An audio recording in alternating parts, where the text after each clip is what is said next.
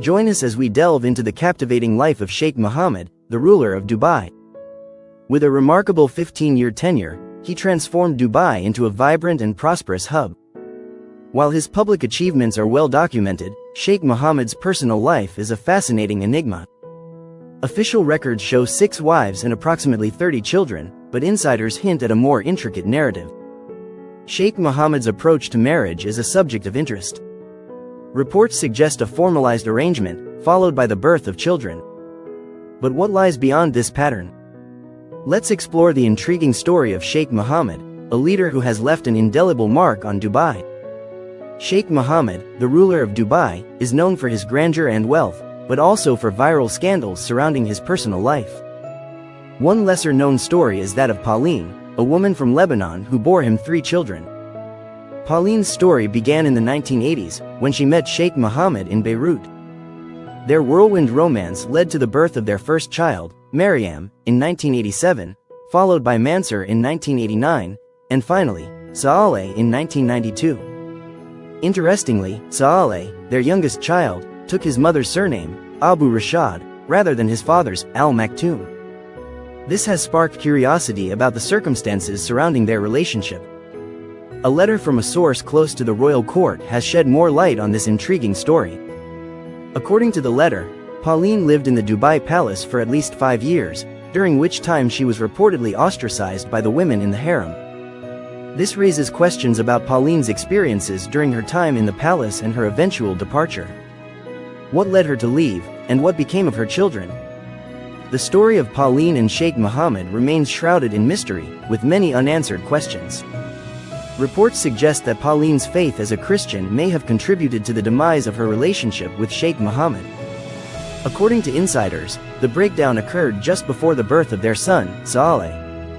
Allegedly, Sheikh Mohammed's anger led to Pauline's abrupt departure from the palace, while she was still pregnant. It's possible that the Sheikh was unaware of Pauline's pregnancy at the time, as sources indicate that he would have likely taken steps to ensure custody of the child had he known. An intriguing family dynamic has come to light, involving Sheikh Mohammed's children with Pauline, a Christian woman. According to sources, Pauline's children with the Sheikh include Maryam, Mansur, and Saleh. A striking photo posted by Pauline on Facebook shows Saleh, who grew up in Lebanon, alongside his siblings Maryam and Mansur, who were raised in Dubai's royal palace. The resemblance between the siblings is undeniable.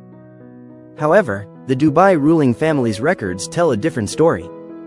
Mansur is listed as the son of an Algerian wife, while Maryam is believed to be the daughter of a Lebanese wife. This discrepancy raises questions about the true parentage of these children.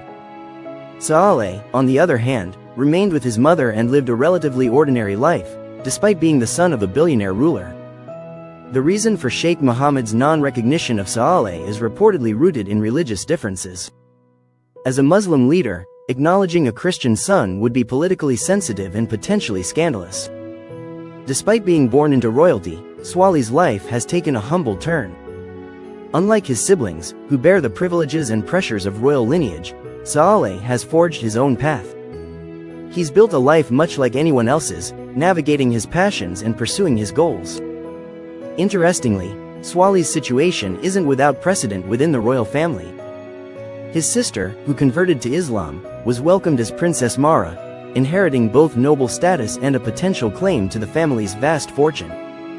In contrast, Saleh's choices have led him down a more understated road, where he's finding success in his own right. Meet Mansur, the son of Sheikh Mohammed and Pauline, who are making waves in Dubai's royal circle. Unlike his brother Saleh, Mansur's been recognized by his father and is living the life of a prince. At 34, he's already making a name for himself in public administration. Mansur's sister Maryam also lives the high life. With a top-notch education and a generous allowance, she's got the world at her feet. But what's really interesting is that neither Mansur nor Maryam's ever met their mom, Pauline. Saleh, on the other hand, has a unique perspective on his family dynamics. He's not jealous of his siblings' success, and he actually feels a little sorry for them. Growing up in the palace can't have been easy, with all the intrigue and power struggles. So, what's the trade-off? Is it better to be rich and titled, but have your life controlled by your family? Or is it better to be free and forge your own path? It's a tough call. Meanwhile, Princess Haya's been making headlines. She's living in London with her kids and celebrating her 50th birthday. Her life's been marked by tragedy, including losing her mom in a helicopter crash when she was just 3. But she's come out strong and independent. Haya's story is a fascinating one. She's been through love and loss, and she's come out the other side. She met her first love, Basil Assad, when she was 20, but he tragically died in a car accident. She later met Sheikh Mohammed, and they had a whirlwind romance. But their marriage was complicated, and Haya's been fighting for equality ever since. Today, Haya's living life on her own terms. She's got her kids, her freedom, and her own sense of purpose. And that's something we can all admire. Initially, Princess Haya's marriage to Sheikh Mohammed seemed like a fairy tale come true. The newlyweds were often spotted at higher level hand in hand, exuding happiness and perfection. For 15 years, they maintained this flawless facade. However, beneath the surface, cracks began to form. In February 2019, Sheikh Mohammed divorced Princess Haya through a private procedure called talaq, without her knowledge or consent. This secret divorce marked the beginning of the end of their seemingly perfect marriage.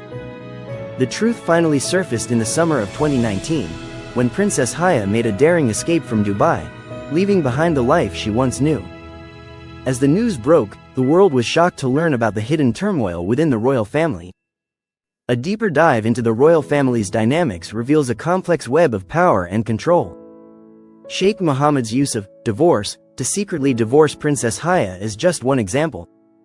But what led to this breakdown? Reports suggest that Princess Haya's close relationship with her British bodyguard sparked Sheikh Mohammed's ire.